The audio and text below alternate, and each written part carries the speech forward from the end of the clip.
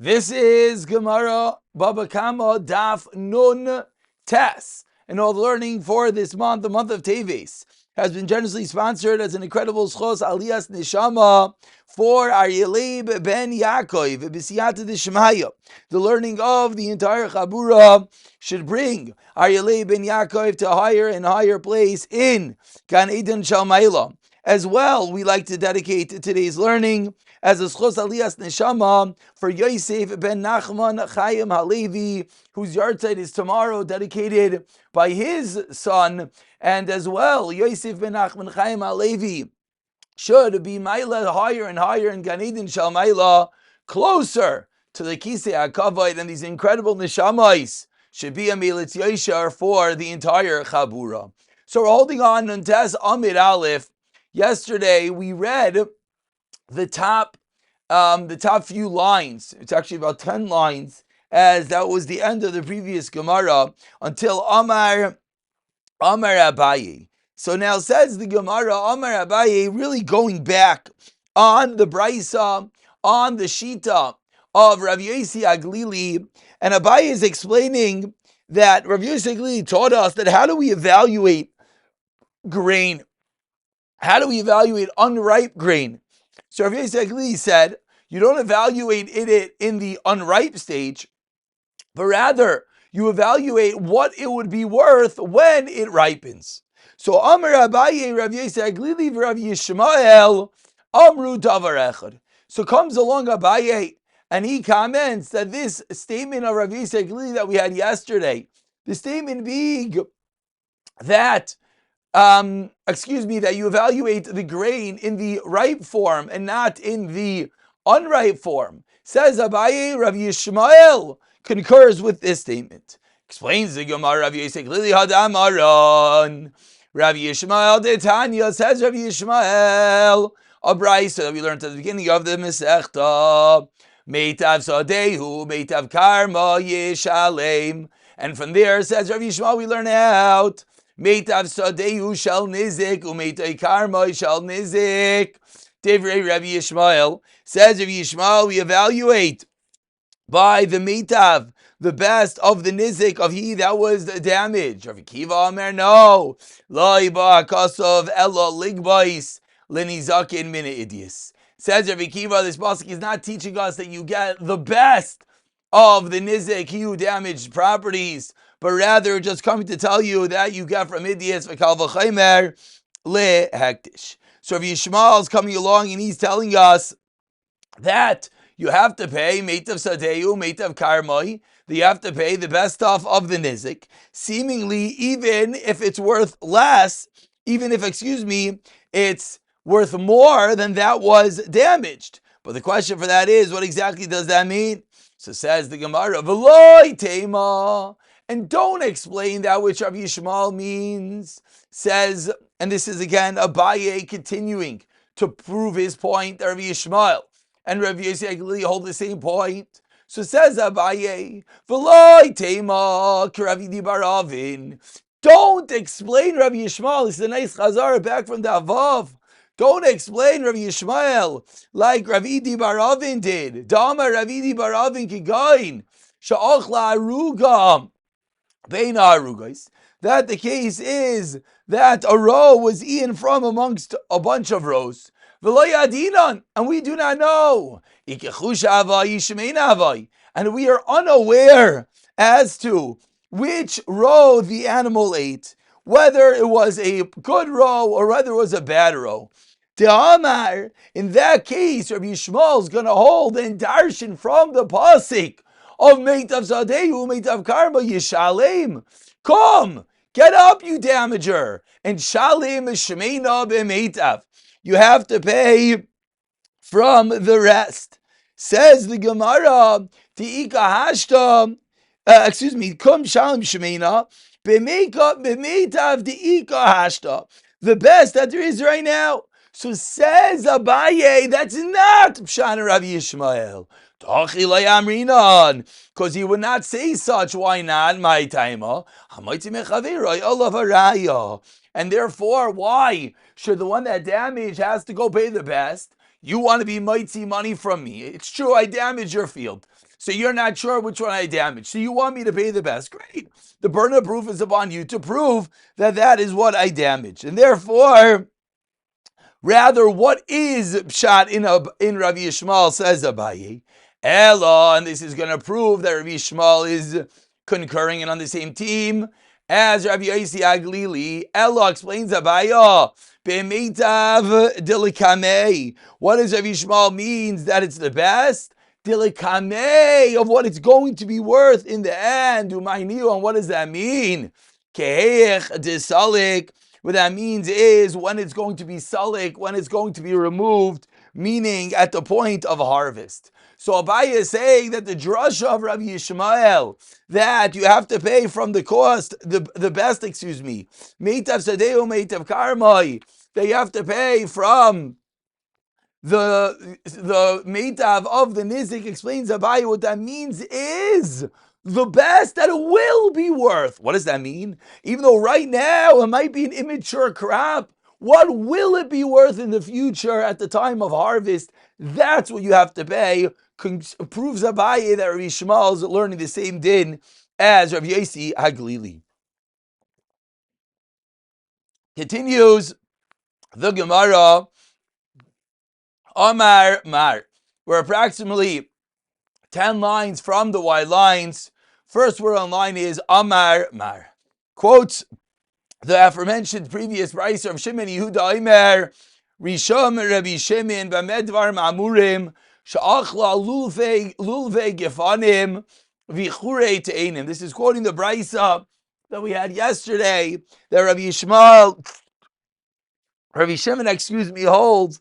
When do we say that we evaluate together with the karka, together with the sadeh, based on the besa, is when what is consumed. She'achla luve gefanim, when there are shoots or grapevines of fig trees, shoots of grapevines and shoots of fig trees are consumed. Says the Gemara, what does that mean? From here we could deduce hasmadar. Let's say that which we're talking about is budding grapes. Then we view the budding grapes as if they are grapes that are ready to be harvested. But Ema Seifa, ask the Gemara, let's look at the end of the brayso that says, Achla pagim ay baisar. If what did the animal eat, half-ripe figs or unripe grapes? That's when we evaluate it as if they are fruits ready to be harvested. But the obvious implication of the seifa is hasmadar. If samadar was eaten, which is at an earlier stage, not even half grown. Again, pagim and baisa are half grown. Samadar is merely in the budding stage. Then it would seem that we evaluated how much is it worth prior and how much is it worth after, and you pay the difference. So the problem is, in classical diuk form, we have a stira between the reisha and the seifa. From the reisha of the brayso, it sounds like samadar, budding grapes. We do indeed evaluate how much they would be worth at the time of harvest. From the seifa, it seems clear that we do not do that, and rather we evaluate the field, how much is it worth before the produce was harvested, and how much, before the damage happened, and how much it's worth after. So answers the Gemara. Amar Ravina, Kroch Vitani. Again, one of the more classical ways of explaining the brayso. Kroch literally means a kricha, is a bundle, a wrap. Put the two cases together, says the Gemara, Vitani, and learn as follows. When do we say that we evaluate based on the land? When shoots of grapevines or shoots of fig trees are consumed. This is the reisha, 4 lines from the wide lines. But if smadar, the half of grown grapes, half ripe figs were consumed, then we view them as if they are ready to be harvested. So answers the Gemara that from the diak of the Reisha, you go straight into the Seifa. Put Samadar together with the Seifa of Pagin, Ibaiser, in all of these cases, what's going to be the din? The din is going to be that we view them as if they were ripe, and that is how you evaluate it. Says the Gemara, Ihachi, 1 second. If this is true, Rav Shimon ben Yehuda, Hainu Rav Yeshua, comes out that he's learning the same thing as Rav Yeshua, which was that Smadar, these budding grapes, are evaluated as if they're ready to be picked. Explains the Gemara, Ika beinayu, the difference between them are Chash gufna, the weakening of the vine, Veloy misaimi. But this is not a specific measurement. It is hard to calculate, says the Gemara. What is the chash gufna? How do we figure out the weakening that the vine happened in the process? Says the Gemara, so who is who? Says Abaye on the last narrow line over here of Nantes Amid Aleph. Abaye Amar misaimi umisaimi. Elsewhere, let's look for another brisa, says Abaya, and we'll find whom is whom. Rav Shimon, Yehuda, and Rav Yeshua hold what? Explains the Gemara, man tana, dechayish l'kachash kufna. So who is the Tana that is concerned for the kachash kufna, for the weakening of the vine? Rav Shimon Yehuda, why the Tanya we learned in a brisa? Rav Shimon ben Yehuda, Omer Misham Rav Shimon ben Menasya, Oynes Einoi Mishalem Esatzar. In the case of an Oynes, in the case of one who forces a woman to have relations, you do not pay for the tsar, for the pain. Why? Because his pain is inevitable. She's eventually going to have such a pain when she's with her husband, so you don't have to pay for the tsar. Amrulai, the Chachamim said to Shimon ben Menasya, what do you mean? Ein doiman niveles beratzain leniveles ba'ines. It's not the same thing. It's true that there's some level of pain that a Bia Rishayna will always have. But says the Gemara, you can't calculate and you can't equate an act of ines, an act of force, versus an act of ratzain. So Amr Abaye says, Abaye Hani Tanai Rav Shimon Yehuda Amru. These Tanaim, as we're about to quote Rav Shimon Yehuda, all this Amru Davar Echad. Shimon ben Yehuda Hadam Aran. That which we just said, as he said in the name of Rav Shimon Menasya. Hani Tanai Mahi. The Tani Rav Yesi Aimer. Nechi Chaya. Deduct the fee for the midwife. Benaze Amer Nechim Mizainais, deduct the cost for food she would have gotten if she still would have had the pregnancy continue. So again, what exactly is going on over here? So we take a moment to look at Rashi. Says Rashi, and again, let's not lose sight of what we're trying to do. We're trying to prove who holds that we have to be worried about the gechash kofna, the weakening of the vines. What does that mean? Let's explain for a moment as we dive and figure out which shita is which.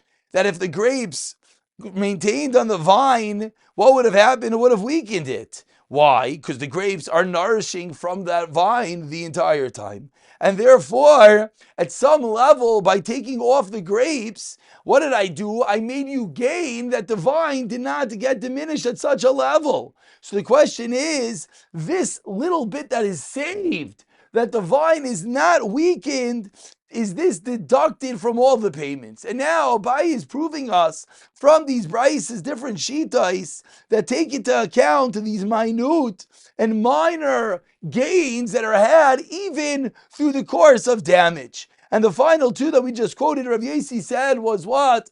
Nechi chaya. Says Rashi, 10 lines from the bottom, we're talking about that if one damages another, causing a miscarriage, and you have to figure out how much do you pay. You subtract. The woman's no longer pregnant, which means there's no going to be a hospital bill. There's no longer going to be a labor. So It's true, a terrible damage. But at some level, there's some monetary compensation that has to be made that you're not going to have to pay now. V'nezik isha, that she goes through the pain of the childbirth. So says Abaye, that amount has to be even imsa hakol bechlal umedami v'loda shunaisin lebal menachet schar chaya. Other opinions said the Gemara, Ben Azai said chimizaynais. A woman who's pregnant has to eat more during labor. She needs the kayach. Alma, and this is the critical line in Rashi. 3 lines from the bottom. Rashi says, what do we see from the shitais? Manchinon mashu asid lohaitzi.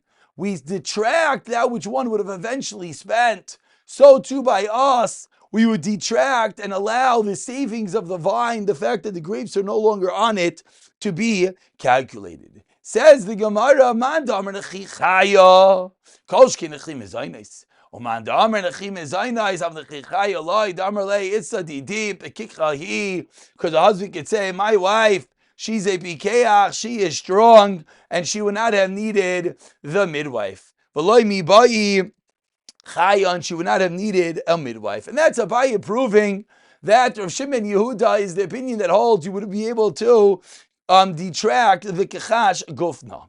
Continues the Gemara, 4 lines from the bottom. Rav Papa, Rav Huna, Breid Rav Yeshua, Ovid Ovda Kavasei Rav Nachman, Bishishim. Lishnachrina, is that what? Rav Papa, Rav Huna, Breid Rav Yeshua, Samu Dikla, Agav Dekina Da'ara. They evaluated the palm tree with a small piece of land.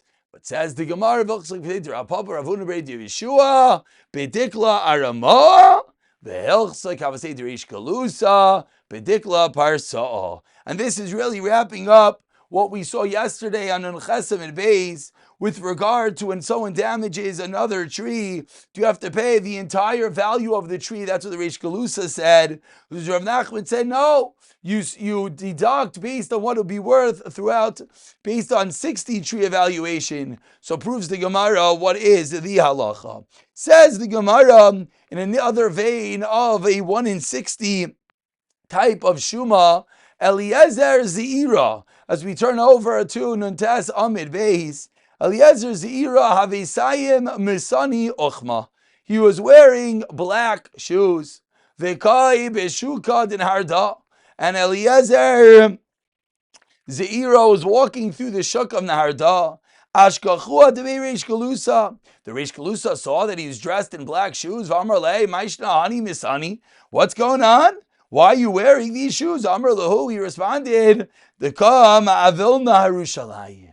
I'm in Avelus. Our God does not have his house. I'm in Avelus over Yerushalayim, and therefore I am dressed in black shoes. This is what Eliezer Zeira tells the Reish Galusa. Amrulei. So they asked him 1 second. Ad chashivis lizabule Yerushalayim. You're so chashiv that you can mourn on Yerushalayim. So Savar, the Reish Galusa, felt Yehura Havoi. It was Gaiva. Who are you to do such an external display of the minig avelim of wearing black shoes? So I Aisyu Avechav Shua. So they took Eliezer Zeira and they threw him in prison. Amrlu Gavarabana. So Eliezer Zeira decides he has to plead his case. And he says, by the way, I'm a great guy. Gavarabana. Amrule, they said, Menaya Dinan. How do we know? Prove to us that you indeed are great. Amrlahu. Ayatan Bayiminai Milsa. Either you ask me something, or you choose. I'll prove to you I'm worthy. Either you ask me a shayla and I'll answer, or I'll ask you something that you will not be able to answer. So Amruleh, so Reish Galusa says, okay, boyi at, challenge is on, ask us a question. Amrullah, so Eliezer Zeira asked, hi man, they cuts a kufra, one who cuts down this kufra, these budding dates. My mishalem, what does he have to pay? Amrullah, they responded, what do you mean? You damaged kofra? Mishalem to make kofra. You pay for the budding dates. He said back to them, 1 second. I vahave tamra. But they're going to ripen eventually. Amrullah. Okay, so mishalem to make tamra. So you got to pay for the ripened dates. Amrullah, Eliezer Zeira responded, Valav tamri. What do you mean? But they're not ripe. Shakamine. That's not what he took from them. So he's going back and forth. He said he paid the budding ones. He said, but they're going to ripen. They said, okay, pay for the ripe ones. He said, what do you mean? He only damaged the budding ones. So Amruleh, they said to him, Emulanat. Okay, it seems to be you're pulling us around in circles. You tell us. Amruleh, he said, Bishishim. We evaluate with relation to 60 times larger than the damaged area, and then we calculate what this one tree, what these budding dates would have been worth. Amruleh, they said to him, Man Amar Kavosich, who holds like you? Amr Lahu, he responded on the first white line, Hashmuel Chayu Bezdinoi Kayam. Shmuel is alive and his Bezdin is around. So they said, Shadugam made the Shmuel. So they sent to Shmuel to ask Shmuel, did Eliezer Zira say right? And Amr Lahu responded, Shmuel, Shaper Kamr Lahu, B'Shishim, this is indeed the correct psak, V'Shavkua, and they let Eliezer Ziri out of jail. And we continue 2 lines into the white lines, says the Gemara, quoting the end of the Mishnah, Rabbi Shimon Aimer, Achla Peiros Gemurim. Says Rav Shimon that if he eats ripe produce, then he has to pay for ripe produce, and then we do not evaluate based on the depreciation of the land. Says the Gemara, my time, where does Rav Shimon get this din? The Torah says you evaluate on another field. Melamed, from here we learn Sheshamin, that we evaluate al gav sadeh, that we evaluate based on another field. But that is only ani mili midi ditzarich lisadeh, something that needs the field. But hani, says Rav Shimon, these ripe produce, kivan deloy tzrichi lisadeh, they don't need the field anymore. Peinayu ba'i shlume, therefore you have to pay for the regular and full value that they are worth per produce. And we conclude, says the Gemara, Amar Ravuna Barchi, Amar Rav Yimr Barabba, Don Rav Kirameir.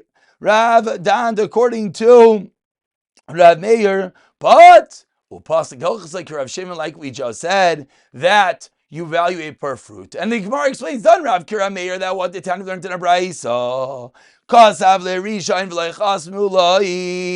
What happens in the event that we have a husband and he sells 2 fields while he is married? The Rishon, Kasav, he wrote to the first one he's selling to the first buyer, and his wife, she didn't sign. But L'Sheni, he then wrote a second star for a second field to a second buyer, and V'chas Malay, of the Ksubasa, the halacha is she has lost her Ksuba. Continues the Gemara. Divrei Reb Meir, that's Reb Meir.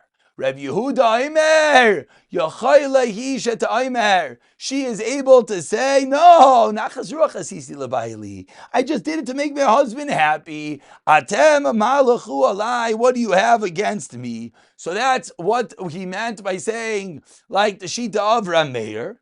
But he concludes that it pass like Ilchs like Rav Shimon. Of course, that is a lengthy discussion that we've had in Ksubis. We're passing like Rav Shimon. Kiyad it's not Rav Shimon. Amar Chlaperos Gemurim Mishalem Bears Gemurin. Im Sosayim, that we do not evaluate based on the field, but rather we evaluate based on what the peiros are worth. Says the Mishnah, a little short Mishnah to wrap up the day. Says the Mishnah, Hamagdish, if one piles up, Hamagdish b'toich sadeh chaveiroi, if someone stacks up the grain in his friend's field without his permission, shaloi bershos, without permission, v'achaltem behemtei shabal hasadeh, the bal hasadeh consumes it potter. V'imhasku behen bal hagadish. But if the opposite, if the animal was injured by this grain being there, chayiv hikdash b'shos bal hasadeh chayiv. So the Mishnah, I apologize that we were blocking part of the page over here. The Mishnah is teaching us what happens that if someone, and this is really a first cousin to what we had a few days ago, what happens if you leave your stuff in your friend's field without permission? So if it gets damaged, he's potter, meaning Why was your stuff in my field? Okay, my animal ate it. You should not put it there. But what if it then goes and damages your animal? Then he who put it in your field, the Rishus, has to pay. And we conclude with the Gemara saying, who is the Tana of the Mishnah Lema Tanan? Deloi Kerebi. Why? Di Kerebi Amar. Achi Kabla Balabayis Lishmar. Says Rebbe that unless the owner of the chutzner said explicitly he's going to guard it, then he is pater. So says the Gemara, the Mishnah seemingly is arguing. The